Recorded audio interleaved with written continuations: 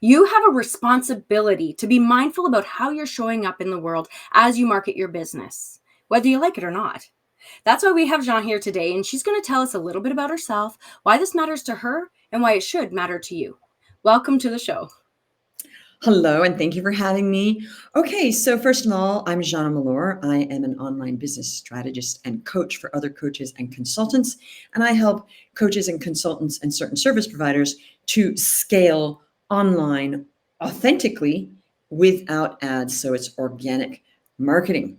Now, why is this important? It's so important because we have a responsibility to actually be influencers, but a good influence. So I keep hearing, "Oh, I'm an influencer," and I always say, "Okay, you're a bad influence or a good influence or a lateral influence, just a nothing." So our goal is not to be a bad influence, obviously. Our goal is to be not just mediocre and vanilla. Our goal is to be a good influence. And it's really important how you show up because there is so much disingenuous behavior in the world. And I think the internet has just really maximized this opportunity for people to, be a certain way or be scammy or spammy. Very important, because once you ruin your reputation. Sorry, what were you going to say? I just had a minor glitch here. So I had a pause there of you, and now we're good. We're all smooth. Okay, good. Okay, so the thing is very important. I was talking to one of my mentors about this the other day. So important. Once you're online and people see one bit of behavior that's not honest or a little spammy or weird, okay, they're done. They're like, "Oh, wait a minute, you lost my faith." So you have to be so careful that all your actions are pure in a sense. Now, you might say marketing's not pure, but it is. Selling is a pure thing. We need to buy stuff. And nobody goes into a supermarket and says, "Oh my goodness, they're selling me groceries." So we've got to find a way to sell what we're doing to help people without any bad behavior. I love that. And it's so true. And something that I want to kind of bring up, because you said about how if you do one thing that's off, that's not true to you, immediately you lose their trust. Immediately. Right. And I've heard time and time again that it takes time to build trust, but it takes a moment to lose it. And this is something you need to be mindful of. If you're showing up, whether you like it or not, if you're marketing your business, you are indeed an influencer. You are influencing not only your audience, but their prospective audiences. Because you're telling them, they're hearing you, they're digesting, they're receiving what you're marketing, and they are possibly emulating that, either consciously or subconsciously. 100%. Because if people like what you're doing, it's normal to model. We did not think of this ourselves. We're all an amalgam of what we've learned. And, there's some of us in it, right? We just have to be really careful that we're not, a puppet of some marketing person that's our mentor and we're mini me, right? Yeah. So very important, but it's hard to do because people are badly influenced and they think that this way of marketing that's been, popular for years, where you're kind of half lying, well, a half lie is a lie as far as I'm concerned. So when people say to me, "Well, should I say this, Shauna?" I say, "Is it true?" Well, if it's not true, don't say it. "Oh, well, that person taught me that." I've had to unteach people how to market. Unteach. And they're like, "But that's what marketers told me." I said, "Well, that's not good." True marketing is not lying. True marketing is highlighting your value effectively. It's just highlighting your value or what you're doing or your company or the product or whatever. It's not lying about what a product can do and then people buy it and go, "Oh my goodness, this is not what they said." Or lying about your services that yes, you're going to serve them and coach them and then you disappear, because all that's happening is people are going to talk to each other. And it's funny, I just found out that a big coaching company that was really popular like 4 years ago had such bad behavior. And I thought, how could nobody know enough? Eventually it got around all the way and they had to close their doors because, people talk. Yeah. So now I'm not saying that every single coach never has one complaint. We're human, right? There's always going to be one or two clients that don't like you, don't do the work, or blah, blah, blah. Or correct? However, that's one thing. It's another thing to actually have done something wrong and lied or not given what you said. Okay? That needs to be looked at. So never ever say you're going to do something, for instance, and then don't deliver and don't follow through, because they're listening, they're hearing, they're not happy, and they're going to talk to other people. Now, if somebody doesn't like you, that's different. Hey, I worked with Shauna, and she did what she said, but I just didn't like her. Well, that's not your problem, right? It's not your problem. Your problem is not whether people like you or not. That is not our job. Our job is to do exactly what we say we are going to do. And that is our job, to be pleasant and loving and help people and care about results.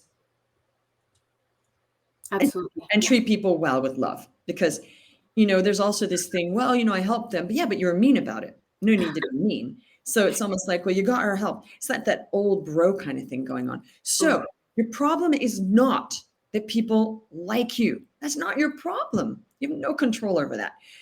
All you do is you show up, you be yourself. And, I do push the envelope as far as like provoking people, because I'm not saying you have to be vanilla and do what every good little person has to do. However, have a voice, speak your truth, point out problems, and don't worry about people not liking you for that either, by the way. Okay. Like some people wouldn't want to work with me. They're like, oh my gosh, she's just too like raw, right? I'm attracting the people that do like that don't want a coach that says, oh, hello, lovely, you're doing an amazing job, when they're not, because they're so worried about being liked. Okay. Of course I want people to like me, but my job is not based around having people like me. I don't think about that. I think about, okay, how do I serve people? How do I turn up authentically? We filter everything we write about to make sure it's accurate. We inspire, we help, we do sell because I'm a business, but we don't lie. But my job is not, oh, how am I going to get people to like me? Okay. I did do a video about how to be likable on social media, however, which is not what you think. It's not what you think. Okay. Which is a really great, effective marketing tactic, by the way. Just if anybody's curious, they're like, oh, well, is this? No, you take an idea, turn it on its head. How do you be likable on social media? Well, actually, it was about being helpful and kind. It wasn't about, driving your Lambo. There you go. So there are a few things that I'm hearing. Number one, which I freaking love, is this concept that I've actually coined, misleading. I haven't coined it. That's silly. But I started saying it like this and people seem to like it. It's this misleading marketing. And it's contrast to, and it's holding hands with this idea of highlight marketing. Right. So it's this idea of you're like embellishing the potential, which is, potential is good. I always say, always open the door to possibility, because potential is great. But if you embellish it, that's not okay. That's where we're starting to get a little hyperbolic, and it borders on lying. Well, it does. It does. Also, withholding information is actually a lie of omission. Lying of omission, exactly. That's one of my favorite It's a very moral discussion here. I love it. The point is that I feel like we all know what the right thing to do is. We ought to. Unless we're sociopaths, then we don't know. And what people are being trained to be desensitized to what is okay. Okay. Now, my thing is, you want to make money in the right way. You don't want to make money or bring in money or earn money or whatever you want to say, create money or manifest, whatever it is, in the wrong way, because that's something that weighs on your soul. That okay, I made a lot of money, but I didn't really feel good about how I made it. You're never going to be able to justify that in your heart when you move on, right? So to me, it's way more important to make a ton of money. Sure, I love it, in the right way. That's right. Helping people, showing them, telling them exactly. I'm super transparent about what goes on in my program. Super transparent. People ask a question, I don't do the whole, they always say don't go into the weeds when you're selling. People want to be in the weeds. They want to know exactly. I think COVID changed this. They want to know exactly what they're getting for the investment. They want to see the possibility, and you're going to show them the possibility. You're going to show them, what clients achieved, what clients did not achieve. I do that as well. They didn't do the work. It didn't work. No mystery. But if somebody says to me, oh, so I'm going to come in your program and this is going to happen, I say, well, if you don't do the work, it won't happen, because it's not a magic wand. People still need to take action, right? But I've been told there are coaches that say, oh, it's going to work no matter what. Mm-hmm. How's that possible for something to work no matter what if you don't take action? You're going to sit there and fairy dust is going to fall on your head no matter what with you not doing anything? And I've had people say, yes, the coach said that. I said, well, you shouldn't have believed that. And so then it gets to the point of being realistic. Yeah. If you are a get-rich-quick scheme person, then those people will find you and they will tell you whatever you want to hear to make you hand your money over because you want to get rich quick scheme. If you are a person that wants fairy dust to fall on your head and clients are going to magically turn up without a sales call, and you meet somebody that sees that, they will sell you that. So be careful what you're wishing for if it's not at all realistic. Now, on the other hand, beautiful miracles can happen. And that's the other side where people are like, oh, it's never going to work. Like, oh yeah, I mean, this did happen. So there's a balance to be had where we're positive about the magic of what can happen and possibility if you do the work, right? As opposed to, oh, that's never going to happen because it just doesn't. So I'm finding two sides of the spectrum sometimes. Okay? Absolutely. And something that you said actually earlier was just about this idea of marketing being, because I'm hearing this in what you're saying right now. It's just marketing can be slimy. It can feel wrong. And this is actually a really great concept that I think I may have brought up in the past, where it's actually technically called bullshit rhetoric, because rhetoric is very simply put, the art of persuasion, right? But this art of persuasion is specific for the seeker of truth. Rhetoric, bullshit rhetoric is the opposite. Right. It is propaganda. It is the art of persuasion with the intent to harm, truly, with the intent to manipulate. So what we're saying here, in essence, is use rhetoric, use the art of persuasion in order to help, for good, for the seeking of truth, not for the other. No. Now, the thing is, obviously, we get clients in my business, but my mission on my sales call, I don't even call it a sales call anymore because it's not, it's conversation. My mission, I have an alter ego that I go into called the Voracious Life Changer. That's my mission on that call. That call is not about, hey, let's get your money. And no, it is, I'm turning up. I still take my sales calls, even though I'm a multi-million-dollar coach. I still turn up to my sales calls to this day, myself. I'm not going to be able to handle them all soon. However, I've managed. All right. When you go in with a mission to serve on the sales call, of course, you want to sell them something as well if it serves them. So when I turn up as the Voracious Life Changer, I'm there to get rid of all their bad mindset. That yes, you can do this, but I make sure I can help them. And I say to them, if I am 100% certain that we can help you, then I will run by what we've got going on. But I don't even tell certain people about it because I just know they're not a fit. They're not ready. It's just not going to work. Not because of us, because them. Okay.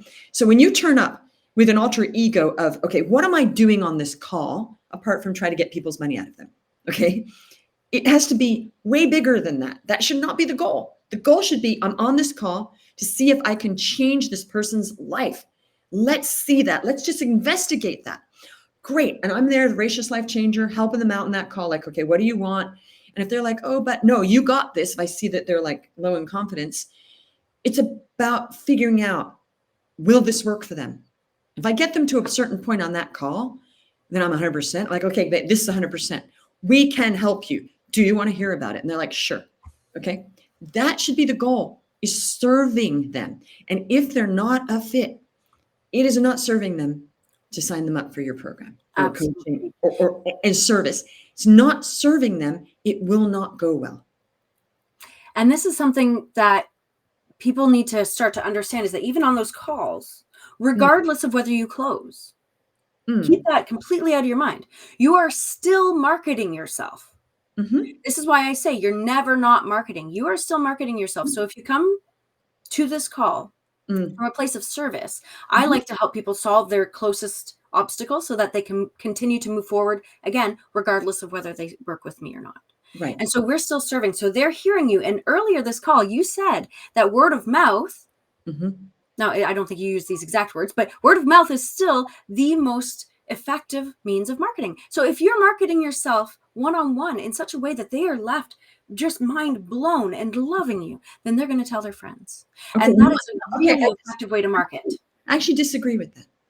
Okay, this is great. I love this. Let's go. I disagree with that. Love When people say what gets around like wildfire is gossip.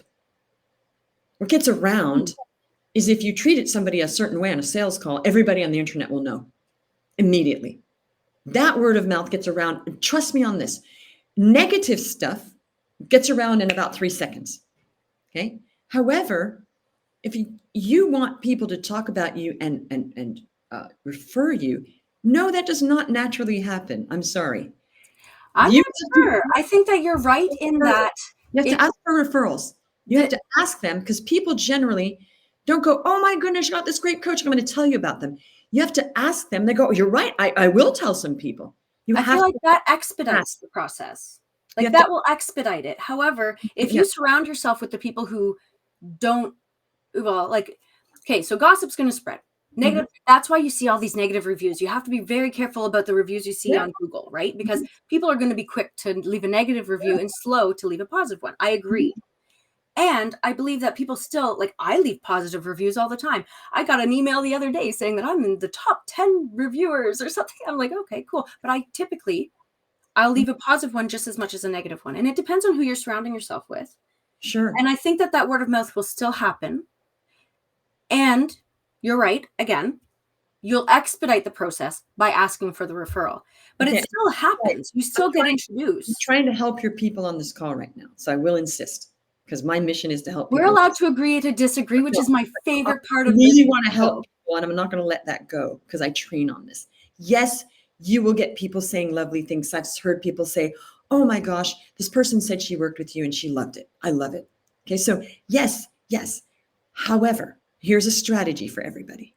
Love strategies. If you want referrals, you must ask for them. Absolutely. If you want to make that like part of your strategy. Okay? Because otherwise, you're just like, oh, I'm hoping that people talk about me. Why would you hope when you could actually just voice yourself and say, hey, did you enjoy working with me? Tell me about other people that might enjoy working with me. And they'll go, oh, okay, I didn't think of that. I will.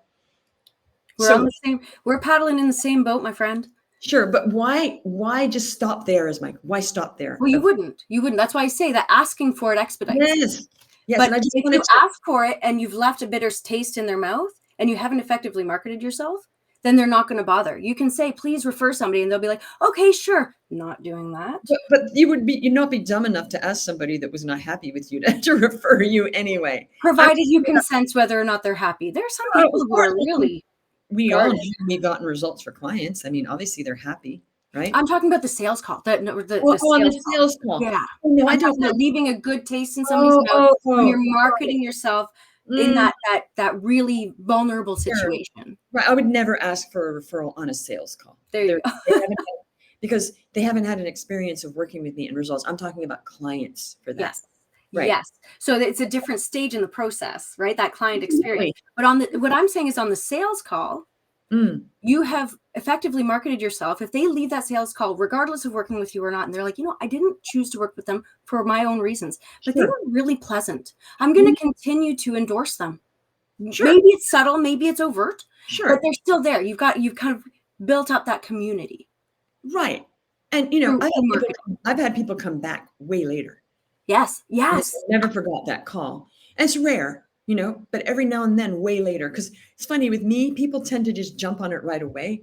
Or they're just like, oh, I don't know. It's something, a personality thing. But people generally immediately sign up with me. Like they look around, they see my stuff, they go, I'm in, you're amazing. It's when they start to think about it sometimes and they go back into their cave, then they're too afraid to come back out again. So I pull people into the light on that sales call. I get people out of the cave into the light and they're like, wow. But then if they go back into the cave, sometimes they go further back into the darkness and it's hard to get them back out again. Mm-hmm. Understandable. Completely understandable. So what are we looking at? We've got about 5 minutes, and I want to dive into how all of this, how you're marketing, how you're showing up in on the entire journey of your prospective clients coming into your world. Mm-hmm. How is that impacting, the way you're influencing things. Like we were talking about the impact, maximizing your leadership impact. Like how would you describe that journey as a leader, making an impact in all of those different steps that we just described that add up to you effectively creating a legacy for yourself? It's so interesting because I never set out to be a leader. I didn't set out to be an influencer. Okay. I just basically, the thing shut up and row. That's a saying, shut up and row. I shut up and I rode. Okay. I shut it up and I rode. How do you say shut it up? Okay. But anyway, I did that. Yeah. And it's really about, people always say, oh, how can I be an influencer? Why are you even asking that question? Yeah. Like really, like, how can I be a leader? You just become one by doing the work. And I think these questions of how do I never asked that question. I just went out, I served, I got people, and I started writing from my heart, and saw problems, and I pointed them out, helped a lot. I give a lot of free advice, like how to do this, how to get clients, blah, blah, blah, lots. And I just did the work. And then eventually people would say to me, and I heard somebody say one day, well, like an influencer like you. And I thought, me? Are you talking about me? And it dawned on me that I became it by just being first and doing. Because, be, do, have. It's not do, have, and then become somebody. You're being yourself first and you're doing something with that. Then you have. Okay. And that's neurologically proven. Just to let everybody know, this is based on neuroscience. Yep. Be that person first. Right. So that's all I was doing. And I wasn't looking around going, how am I doing, Mom? How am I doing? I never asked that question. I never asked how many views I got. I never did that. My thing was do the work, help people, do the work, get clients, serve, get results. Sure, I got testimonials, put those on a page. You have them right there. And then just kept building. And then people started feeding back. I got feedback. Oh, well, an influencer like you, a leader like you. Really? Am I? Oh, okay. Oh, I guess I am. That is authenticity. I hate that word, but that's truth. I wasn't trying to be a leader. I wasn't trying to be an influencer. I was just doing my work. So shut up and row, folks. Just row. And I'm going to say too, because this is really important. Somebody identified you as a leader, as an influencer. And I want to say that I want to identify people, no matter whether they have a large group they're influencing or a small group. Exactly. Every single person is influencing someone. So you need to be mindful about that whole concept of shut up and row. You need to be mindful about the things you're doing because people are watching. Even if you don't realize it, even if they're wallflowers, they're watching. They are. And I don't want to make people because I don't want to think about that sometimes because I'm an introvert. So I'm just like doing my thing and I don't really think too much. I just do it, press send, And then later on, I'm like, oh, that's right. People do see that, but you don't want to think too much. Just be yourself. Right. And, I show messy stuff. I broke my nose. Those photos of me looking like I was beaten in a boxing match were put on Facebook. From a bike. By the way, from a bike accident, she was not indeed beaten. I would be saying something. Bike accident, I fell on concrete on my face and it broke everything. It was terrible. And I thought, this happened. So it wasn't pretty at all. And I put it on. I said, look, things happen to all of us. This is me. And this is now I'm looking a bit better. I had a cast on at that point. It was bad. And, why would I hide that? People have to know we all have stuff happen to us. We're not immune. And I'm big about that. Like, here it is. This is what happened. I think people appreciate that I'm not pretending that my life is perfect because it sure ain't. Nobody's life is perfect. And I think we got to get away from trying to make people feel like, oh, your life's so great. Why would we want to make people feel bad? I want to inspire. Sure. I go on a jet every now and then. Sure. I have a Tesla. But somebody actually said to me, you know what, Jeanne? She said, you position your success that you're enjoying, because I'm not a success, I'm enjoying success, it's not me. She said, you do that in a good way. It's not like trying to make us feel bad. We still see you in your normal everyday black t-shirt all the time. And, she goes, it feels good the way you're doing that because you're not like bragging about it, but you're showing possibility, which is my intention. My intention is to show possibility of becoming more successful, that you can do these things. Okay. And that is an amazing space, that headspace for me Mm. to ask you Mhm. from that space. Mm. How many times do you think I can say space? That's not the question, but just reflecting on Space, that. space, space, space, space. That's great. Hey, you know what? The kids are really into Jupiter right now. We're going to dive in. What is some last words that you can give to the audience to really get them to embrace that headspace and move forward in a way that feels empowered and ready to succeed? And also, don't forget to ask people or tell people where they can get in touch with you, because that is equally important. Sure. Okay. So, first of all, there is just so much story going on and wasted energy and time and floating around. And after speaking to thousands of people and coaching hundreds and hundreds and hundreds, the core is you are worthy and ready right now. You're worthy and ready right now. You don't need another 4 certifications. I speak with people that are certified up the wazoo and they still say they have no confidence. You are worthy and ready right now. NOW is the time to take action right now, not in the past, not in the future, right now.